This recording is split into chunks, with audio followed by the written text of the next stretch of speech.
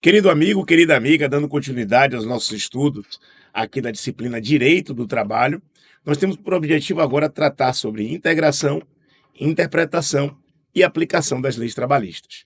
Bruno, é um tópico comumente cobrado em provas e concursos? Não é tão cobrado, mas o raciocínio dele traz significância. Às vezes é cobrado e lhe ajuda, lhe auxilia a interpretar, a entender o sistema trabalhista. Gente, quando você pensa no ordenamento jurídico, você pensa que o ordenamento jurídico tem três características, três elementos essenciais, de acordo com a doutrina do grande jurista italiano Norberto Bobbio, na sua obra Teoria do Ordenamento Jurídico. O ordenamento jurídico, ele tem que ser uno, ou seja, toda norma encontra um fundamento de validade, um fundamento de validez em uma norma superior, até uma norma hipotética fundamental, que foi aquela apresentada pela teoria da norma jurídica de Adolf Merkel e Hans Kelsen. Unidade. A Constituição está aqui, no topo da pirâmide, e todas as outras normas encontram nela seu fundamento de validez, da maior, da que está aqui embaixo, da menor até a maior. Unidade significa dizer que a norma hierarquicamente inferior não pode se contrapor à norma hierarquicamente superior. Mas o ordenamento jurídico, gente, ele também tem que ser completo, ou pelo menos completável. Não dá para ser completo, porque o ser humano não tem como prever todas as circunstâncias da ordem da vida, do convívio social. Mas, se existem lacunas, essas lacunas devem ser comatadas. A gente vai estudar aqui que existem maneiras de comatação de lacunas, como, por exemplo, a utilização da analogia, dos costumes, a aplicação, inclusive, dos princípios gerais do direito. Ou seja, no silêncio do sistema jurídico, do ordenamento, vamos buscar completar esse sistema. Veja nos aspectos processuais, por exemplo, a ação declaratória de inconstitucionalidade por omissão. Veja no processo do trabalho, no processo civil, quando há omissão no julgado e você apresenta embargos de declaração buscando sanar aquela omissão. O que é isso? O sistema, ainda que ele não seja completo, ele tem que ser completável, tem que dar uma resposta, tem que ter uma estrutura para regular as situações sociais. E por fim, mas não menos importante, o ordenamento jurídico, além de uno e completável, ele deve ser coerente. Eu não posso ter uma norma que diz pode e outra que diz não pode. As normas devem guardar coerência entre si. Não posso ter, dentro do sistema jurídico, normas que sejam antinômicas entre si. A antinomia real não deve ser um critério observável no sistema jurídico.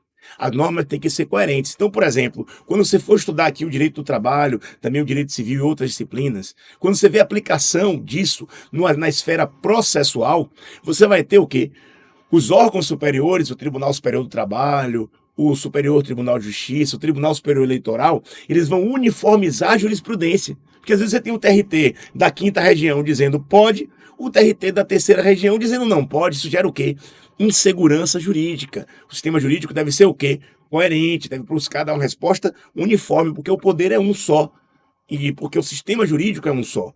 Então, na busca da coerência, você tem, por exemplo, meios como a uniformização da jurisprudência. Unidade, completude e coerência são os elementos do ordenamento jurídico. E entender integração, interpretação e aplicação das leis trabalhistas parte desse pressuposto que nós falamos aqui rapidamente da teoria do direito. Vamos acompanhar aqui comigo sobre esse tópico. Integração, interpretação e aplicação das leis trabalhistas. A norma jurídica não é elaborada para regular um determinado caso concreto, mas toda e qualquer situação, por ela prevista de forma abstrata, realize-se concretamente. A conduta prevista abstratamente pela norma é que deve ser observada pelo indivíduo em suas relações jurídicas. É claro, doutores, que existem normas individualizadas, existem sim, mas na sua maioria, as normas elas vão trazer mandamentos gerais, mandamentos com abstração, que você vai aplicar no caso concreto. Exemplo, intervalo e intrajornada. Para quem é aquela regra? Para todo aquele que foi empregado dentro do sistema do artigo 71 da CLT. Olha só, a integração. Primeiro tópico, integração. Para o ordenamento jurídico funcionar plenamente, ele deve ser completo, e ele deve ser coerente. Para o ordenamento jurídico funcionar plenamente, ele deve ser completo e coerente. Olhe para cá. Quando a gente fala de completude, nós estamos falando de quê? De que a norma jurídica Ó, deve dar uma resposta ao sistema. E coerência, não devem existir normas antinômicas, conflituosas, contraditórias entre si. A integração, portanto, diz respeito ao suplemento das lacunas dos sistemas jurídicos. Integrar, o que é integrar? É completar, inteirar, colmatar lacunas encontradas no interior do sistema jurídico. Então, é correto que nós falemos que são três as formas de lacunas.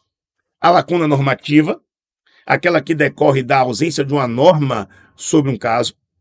A lacuna ontológica é aquela em que, embora existente a norma, ela não corresponde aos fatos sociais, tendo em vista, por exemplo, o desenvolvimento das relações sociais e o progresso tecnológico. E a lacuna axiológica, que decorre da ausência de uma norma justa, isto é, existe um preceito normativo, mas se ele for aplicado, a solução será insatisfatória ou injusta. Então, para falar de integração, tem que pensar, existe lacuna. Lacuna normativa, não existe a norma. Lacuna ontológica, a norma até existe, mas não corresponde aos fatos ontológicos, de ontologia ente, não corresponde aos fatos sociais. E lacuna axiológica, a axiologia vem de valores. A norma existe, mas ela não é justa, ela não é mais aplicável de maneira justa à sistemática atual. Olha que situação interessante. Quais são as maneiras como nós vamos comatar essas lacunas? Olhe para cá. O juiz, ainda que a norma seja omissa, não pode se excusar de decidir a questão que lhe foi submetida. Como disse, isso aqui o juiz tem que integrar as lacunas. Dentro do sistema processual, chamamos isso de vedação do non-liquid. O juiz não pode se abster de dar uma decisão, de exercitar uma decisão sobre a situação que lhe é apresentada. Artigo 140, portanto, do CPC 2015 diz assim: o juiz não se exime de decidir sobre a alegação de lacuna ou obscuridade do ordenamento. Parágrafo único. O juiz só decidirá por equidade nos casos previstos em lei. Assim, quando há uma integração, a necessidade de integração, é porque existe lacuna e essa lacuna deve ser preenchida. Doutores, a analogia, o costume, a equidade e os princípios gerais do direito são indicados pelo próprio legislador como os procedimentos ou métodos de integração das normas jurídicas, conforme disposto nos artigos 4º e 5º da Lei de Introdução às Normas de Direito Brasileiro, a LINDB. Quais são as formas de comatar as lacunas? Analogia, costume, a equidade ou julgamento por equidade e os princípios gerais do direito. Essas são as maneiras de aplicar, de comatar, de integrar lacunas. Primeiro desses sistemas, dessas manifestações de integração, é a analogia. A analogia se dá quando você precisa aplicar uma outra norma ao caso concreto pela ausência de norma no seu caso. Você não tem uma regulação direta e específica e você vai aplicar uma norma que disciplina a questão de maneira semelhante. Existem algumas normas, por exemplo, quanto ao transporte urbano, que são lacunosas. Então você aplica no transporte ferroviário, que é algo parecido, uma analogia legis, uma analogia na lei, ou seja, uma lei parecida, de um caso parecido, para resolver algumas questões quanto ao transporte urbano rodoviário. Você foi buscar uma fonte de comatação lá no transporte ferroviário, isso é um exemplo. A partir de normas similares, eu vou aplicar o caso concreto no silêncio, na inexistência de uma norma específica. Quais são os pressupostos da analogia? Acompanhe comigo. A existência de um caso previsto em lei e de um outro não previsto. A semelhança real entre os casos. As modalidades de analogia são analogia legis e analogia iuris. Analogia legis é a busca da solução para a lacuna em uma determinada norma. Analogia iuris toma por base um conjunto de normas do qual se extrai elementos que possibilitem sua aplicação ao caso concreto não previsto, mas similar. Primeira forma de integração das lacunas, portanto, doutores, é a analogia. A segunda forma é o costume. Eu quero falar um pouco sobre o costume. O costume é uma fonte do direito. Existe um sistema jurídico, inclusive, o sistema da common law, o sistema consuetudinário, que se baseia nos costumes e nos precedentes jurisdicionais. O nosso sistema não é assim. O nosso sistema é o sistema da civil law, também chamado de sistema continental europeu, que baseia-se na lei escrita. A nossa doutrina, a nossa tradição jurídica é a tradição da lei escrita. O costume, você pode estudar, ele vai ser manifestado a partir de três maneiras. O costume secundum legem, ou seja, aquele costume que é segundo a lei. O costume praeter legem, o costume que comata a lei, que completa a lei, que vai resolver a questão lacunosa da lei, o que estudamos. E existe também o chamado costume contra legem, o costume que é contrário à lei. Quando você vai estudar lá, por exemplo, a teoria dos títulos de crédito, direito empresarial, você tem que o cheque é um título de crédito, é uma ordem de pagamento à vista. Mas muitas pessoas emitem cheque pré-datado ou pós-datado. Contrário à lei. É um costume que não está em consonância com a lei, mas que teve força jurídica pela aceitação reiterada na sociedade. Então, o costume é sim uma norma jurídica e é também uma forma de comatação de lacunas, inclusive no direito do trabalho. Acompanhe algumas ponderações sobre o costume. O costume pode ser utilizado pelo magistrado como método de integração da norma jurídica nos termos do artigo 4º da LINDE, quando esgotarem-se todas as possibilidades legais para o preenchimento da lacuna. Ou seja, quando é que eu uso o costume? Quando não tenho lei para aplicar. A lei é a fonte primacial, é a forma primacial. Na lacuna da lei eu posso pensar no costume. Diante de uma lacuna, costume exerce, juntamente com a prática jurisprudencial e doutrinária, uma valiosa função reveladora do direito decorrente do povo, principalmente nos casos de lacuna axiológica, ou seja, lacuna dos valores, quando a lei é aplicável ao fato, mas há uma injustiça na aplicação daquela lei, uma inconveniência na aplicação dessa lei, ou de uma lacuna ontológica, quando você tem até uma lei, mas essa lei caiu em desuso. Outra forma de comatação de lacuna, de integração do direito do trabalho e do direito como um todo, são os princípios gerais do direito. Olha para cá. Os princípios gerais são diretrizes para a integração da norma jurídica, que devem ser utilizados sempre que a analogia e o costume não tiverem sido suficientes para o preenchimento da lacuna. Ou seja, tem uma ordem. Eu primeiro vou para a lei. A lei eu não consegui resolver, a analogia. Na analogia eu não consegui resolver, porque eu busquei uma outra lei parecida ou uma construção legal, analogia iuris. Não achei. Eu vou para o costume. Não consegui com o costume, então eu vou para os princípios gerais do direito. Os princípios gerais do direito, quando adotados pelo magistrado, eles devem suprir essa deficiência da ordem jurídica e realizar a função normativa dos princípios. Só tem um detalhe. A tradição jurídica atual evoluiu para considerar que os princípios são fontes do direito, que os princípios são normas jurídicas, numa condição muito maior. Você tem hoje normas, regras, normas, princípios e postulados normativos enunciativos, a razoabilidade e a proporcionalidade, que devem estar presentes em todas e quaisquer relações onde se fale de direito.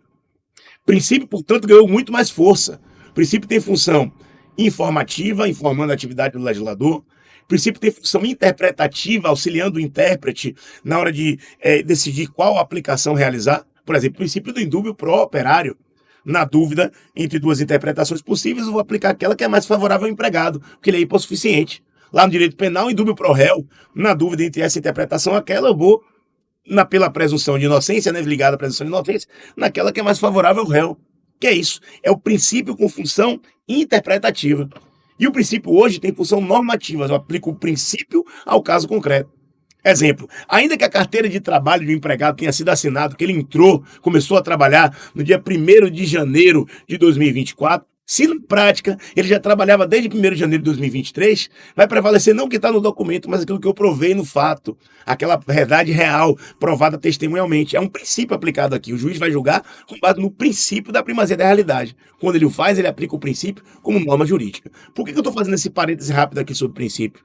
Porque princípio geral do direito é forma de integração de lacuna. Mas se eu pensar em princípios do direito de forma mais ampla, eles estão hoje em dia em outro patamar jurídico, sendo aplicáveis assim como as normas. Ação rescisória, por exemplo, hoje em dia, de um viés bem prático, pode ter por base princípio jurídico e não apenas letra seca ou texto de lei. Então, muita atenção com esse parêntese quanto aos princípios gerais do direito. Segundo tópico que a gente não pode deixar de esquecer é a equidade ou julgamento por equidade. Olhe para cá. Equidade é o elemento de adaptação da norma ao caso concreto e apresenta-se como a capacidade que a norma tem de atenuar o seu rigor, adaptando-se ao caso sub judice. A equidade, à medida que autoriza o juiz a apreciar, segundo a lógica do razoável, interesses e fatos não determinados a priori pelo legislador, estabelecendo uma norma individual para o caso concreto, a norma daquele caso, e confere ao juiz, ao magistrado, um poder discricionário, mas não arbitrário. Trata-se de um poder conferido ao magistrado para revelar o direito latente. Detalhe aqui: só vai existir julgamento por equidade, anote isso, se existir previsão legal. O juiz pode julgar por equidade, ele julga. Se não tiver assim, ele não julga, porque deixa muito ao arbítrio, ao critério do magistrado ou da magistrada que se debruçar sobre a questão. Integração foi o primeiro tópico. Interpretação agora da norma jurídica. Interpretar é o ato de atribuir significados. A interpretação é uma atividade hermenêutica. A hermenêutica é a ciência da interpretação. A hermenêutica pode ser jurídica, pode ser filosófica, pode ser aplicada para vários ramos da cientificidade e do conhecimento.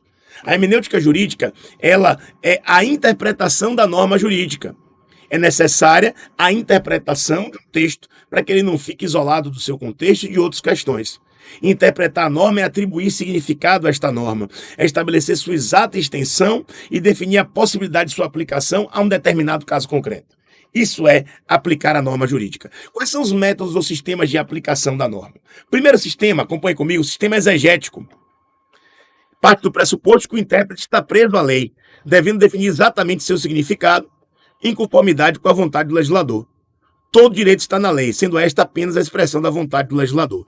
Esse sistema, obviamente, ele foi superado. Nós não temos mais, como nas épocas da escola da exegese, uma mera aplicação da lei. O que fazer? Aplicar o Código de Napoleão? Não. In claris cessat interpretatio. Na clareza, cessa essa interpretação. Não. A forma de interpretação gramatical ou literal não é a única forma de interpretação da norma da lei, mas ainda é uma forma importante.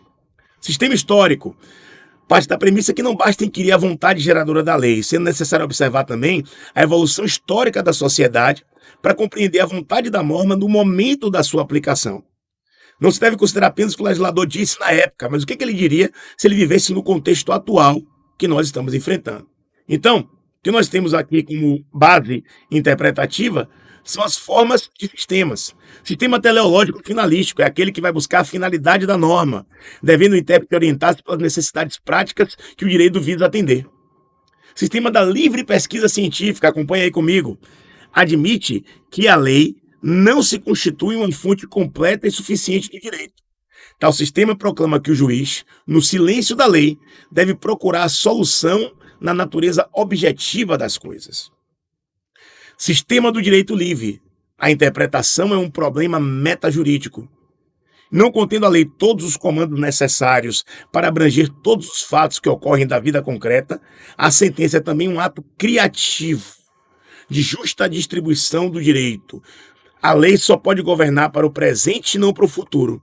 Sua interpretação é uma constante adaptação das normas às contingências. Portanto, esse sistema admite a possibilidade de que o juiz possa decidir contra legem. Gente, o sistema que nós vivemos hoje é um sistema que ele é decorrente de uma junção de vários desses sistemas que estamos aqui estudando. Pode perceber que os meios de interpretação da ordem jurídica, no direito brasileiro, no ordenamento pátrio, ele tem características do sistema teleológico, do sistema exegético, do sistema da livre pesquisa. Tudo bem?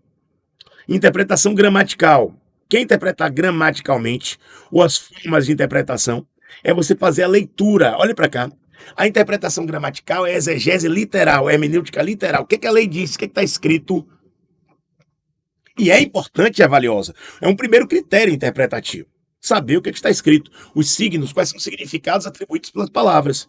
Esse sistema de interpretação gramatical tenta estabelecer o alcance das palavras empregadas pelo legislador, que são, em regras, ambíguas, vagas, quase nunca tem um sentido unívoco. Então vamos interpretar. O que ele quis dizer com essa palavra aqui?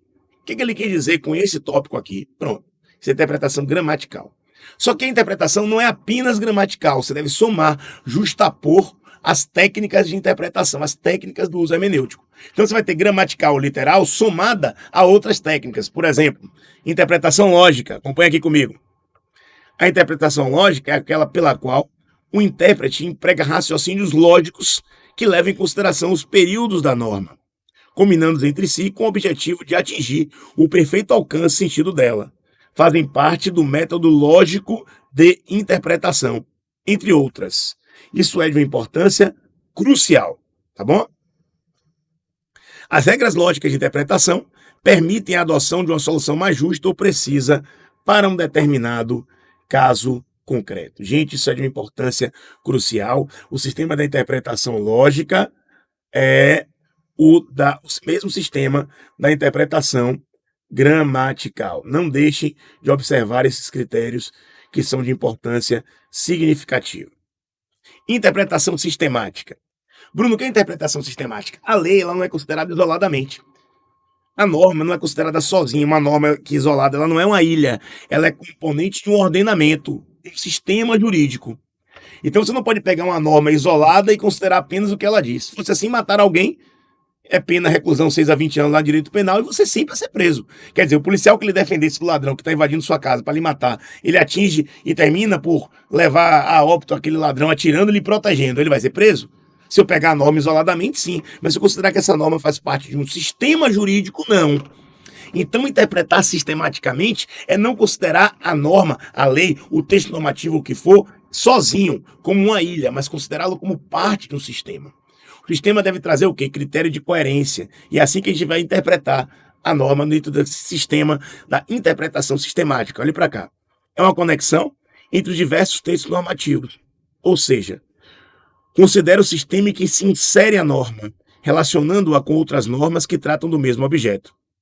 É uma das técnicas de interpretação mais importantes, pois revela uma das tarefas da ciência jurídica, que é estabelecer as conexões sistemáticas existentes entre diversas normas que compõem o ordenamento jurídico. Deve o intérprete, portanto, comparar o texto normativo em exame com outros do mesmo diploma legal ou de leis diversas, mas referentes ao mesmo objeto. Então você vai examinar conjuntamente esses textos normativos para buscar o sentido em cada uma delas. Outra forma de hermenêutica é a interpretação histórica. Baseia-se o quê? Olhe para cá. Interpretação histórica é qual o histórico que gera a formação de uma lei. Por exemplo, vivemos um período terrível na história da humanidade, que foi o contexto do Covid-19, período pandêmico, onde o Estado brasileiro declarou o estado de calamidade. Naquele período nós tivemos medidas provisórias, 936, 927, que trabalharam como é que ficava o direito do trabalho no contexto pandêmico. Então você tinha ali possibilidade naquele contexto de redução de trabalho e jornada. Você tinha possibilidade de suspensão do contrato de trabalho, que não se aplicam agora que esse período pandêmico passou, onde a situação volta à sua normalidade. Aí alguém pode pensar, por que foi assim daquela forma? Você tem que saber o contexto histórico para interpretar corretamente a norma. Então a interpretação histórica vai considerar os fatos históricos, os aspectos sociais da formação daquela norma jurídica. Exemplo, quais foram as condições culturais, psicológicas sobre as quais a norma surgiu. As normas que nascem no contexto pandêmico, as pessoas estavam naquela condição social e psicológica da pressão de uma pandemia e estavam adaptando as circunstâncias a isso. Teletrabalho. Hoje nós temos uma norma específica sobre o teletrabalho, que já veio com a reforma.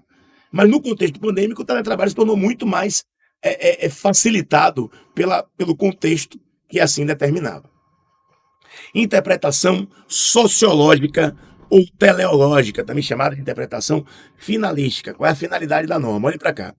Tem por objetivo a interpretação sociológica ou teleológica adaptar a finalidade das normas às novas exigências sociais.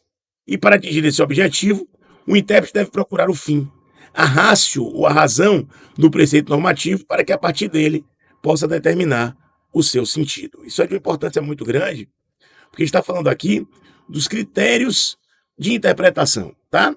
Interpretação sociológica ou teleológica. O estudo da interpretação das normas exige ainda a análise dos efeitos que o ato interpretativo pode ter. E, nesse sentido, nós vamos saber as técnicas de interpretação. Olha para cá. Essas técnicas de interpretação, elas são componentes que devem ser somados. Você não pega apenas uma técnica, não. Vou interpretar apenas de maneira restritiva. Você vai observar no caso concreto. Tem casos que a interpretação tem que ser restritiva. Tem casos que tem que ser extensiva. Por exemplo, normas que versam sobre direitos fundamentais devem ser interpretadas à luz da sua máxima efetividade. Interpretação o quê? Ampliativa. Normas de restrição interpretam-se restritivamente. Normas que aplicam a sanção, por exemplo, eu interpreto de maneira o quê? Restritiva. Ou seja, são as maneiras como nós vamos interpretar a aplicação da norma. Isso é a interpretação do direito como um todo, aplicável ao direito do trabalho. Acompanhe comigo. Interpretação restritiva.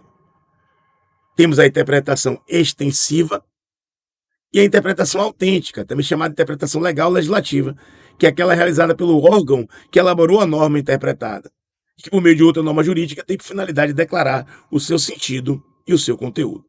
Então vimos o que é a integração, a interpretação, e agora vamos nos debruçar ainda aqui rapidamente sobre a aplicação da norma no direito do trabalho. O que é aplicar? É dar efetividade, colocar ao caso concreto, é aplicar a norma jurídica no tempo e no espaço. A sua eficácia vai ser temporal, a sua eficácia vai ser espacial. Um aspecto importante é que quando nós pensarmos de critérios de choques normativos, quando existe uma antinomia aparente, vamos para aqueles critérios tradicionais do direito. O critério cronológico, a norma posterior, ela prevalece sobre a norma anterior. O critério especial ou da especialidade, a norma especial prevalece sobre a norma geral. Exemplo, se o direito civil fala sobre contrato e o direito do trabalho fala sobre contrato de trabalho, o contrato de trabalho é mais específico. Prevalece o contrato de trabalho para disciplinar a relação entre empregado e empregador e não o contrato generalesco, de forma geral, disciplinado pelo Código Civil. Por quê? Porque é mais específico. Mesma coisa direito do consumidor. Contrato de consumo, ele prevalece na relação entre consumidores do que o contrato gerado entre civis, entre pessoas que estão numa relação de natureza civil. Tá bom? Esse é o critério da especialidade. A norma especial prevalece sobre a norma geral. E temos o critério hierárquico. A norma superior prevalece sobre a norma inferior. Por exemplo, a Constituição, nos seus valores, ela prevalece sobre a consolidação das leis do trabalho, ou sobre um acordo coletivo, ou sobre a convenção coletiva. Aplicação da lei no tempo. Olhe para cá. A questão da aplicação da norma trabalhista no tempo se refere à sua eficácia, à sua vigência. O estudo da eficácia das normas trabalhistas deve levar em conta não só as leis, mas também as chamadas normas coletivas. A eficácia da lei trabalhista vai seguir o conto disciplinado, gente, lá no artigo 3º da LINDB. Como assim? Salvo se dispuser de forma contrária, a lei trabalhista começará a vigorar 45 dias após oficialmente publicada.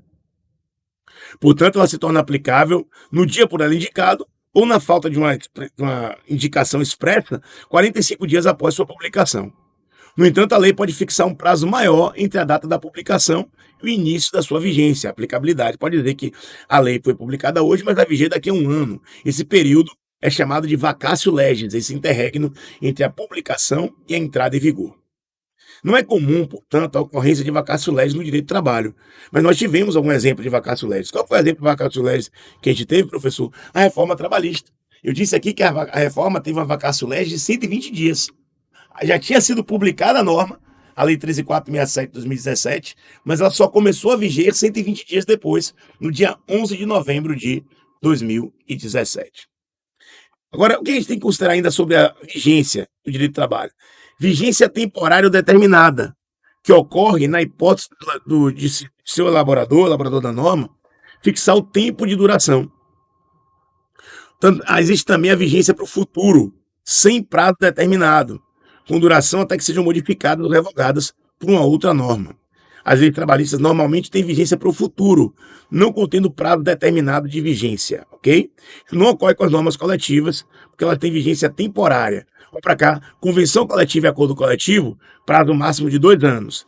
Sentença normativa, prazo máximo de 4 anos, sendo que, com a reforma, não cabe ultratividade da convenção coletiva ou do acordo coletivo de trabalho. Outro aspecto aqui importante, acompanha aqui no slide, imediatidade e irretroatividade. As leis de proteção do trabalho são de aplicação imediata, atingindo desde o início da sua vigência as relações de trabalho em curso, imprimindo-lhes desde logo os novos preceitos, pouco importando que tenham se iniciado sobre a égide da lei anterior. A imediatidade da aplicação da lei do direito do trabalho decorre de sua natureza de regra imperativa e cogente, sobre a qual se apoiam todos os contratos de trabalho. Tá bem? Então é importante ressaltar, contudo, que a imediatidade das leis trabalhistas não significa retroatividade, ou seja, é a aplicação da lei à situação já consumada, não retroage, não volta no tempo. E retroatividade é a regra das leis trabalhistas. Normalmente as normas trabalhistas são assim, elas não retroagem, elas não voltam para atingir situações pretéritas, situações extintas e já consumadas. Isso é por conta da determinação do artigo 5º, 36 da Constituição, que diz que a lei não prejudicará o direito adquirido o ato jurídico perfeito é a coisa julgada. O princípio da retroatividade das normas trabalhistas, ele foi adotado expressamente pelo legislador trabalhista no artigo 912 da CLT, eu peço que você dê uma olhadinha depois. Revogação de direito adquirido. Segundo disposto no artigo 2º da LINDB, a lei terá vigência até que outra lei a modifique ou revogue. Revogar é tornar sem efeito uma norma jurídica, retirando sua obrigatoriedade. Agora veja, se eu tive minha regulação jurídica sobre uma norma, ela se aplica. Vou lhe dar um exemplo. A teoria do direito adquirido tem aplicação do direito do trabalho com o princípio da condição mais benéfica. Se eu contratar um empregado para trabalhar no meu escritório de advocacia, eu ofereço para ele plano de saúde com apartamento. Eu posso até modificar o regulamento, a estrutura do escritório em momento posterior, para contratar novos advogados sem plano de saúde ou, digamos, com plano de saúde com enfermaria. Mas aquele que foi contratado com apartamento, ele terá o direito adquirido, ainda que a norma que concede esse fundamento tenha sido revogada para lidar com outras situações. Esse é um exemplo claro de aplicação do direito adquirido, princípio da condição mais benéfica, que vocês vão estudar em momento posterior, mas já aqui fazendo a interface entre a condição mais benéfica e a teoria do direito adquirido aqui no direito do trabalho. Eu peço que vocês façam leitura também do artigo 6º da LINDB, que revoga a norma, independente da revogação de norma que trate sobre o tema. Gente, tratar sobre integração, tratar sobre interpretação e aplicação do direito gera a consequência tratar sobre esses mesmos temas no direito do trabalho. As considerações específicas, observem, por favor, o artigo 912 da CLT. Analogia, costumes, princípio geral de direito, julgamento por equidade, como formas especiais de integração.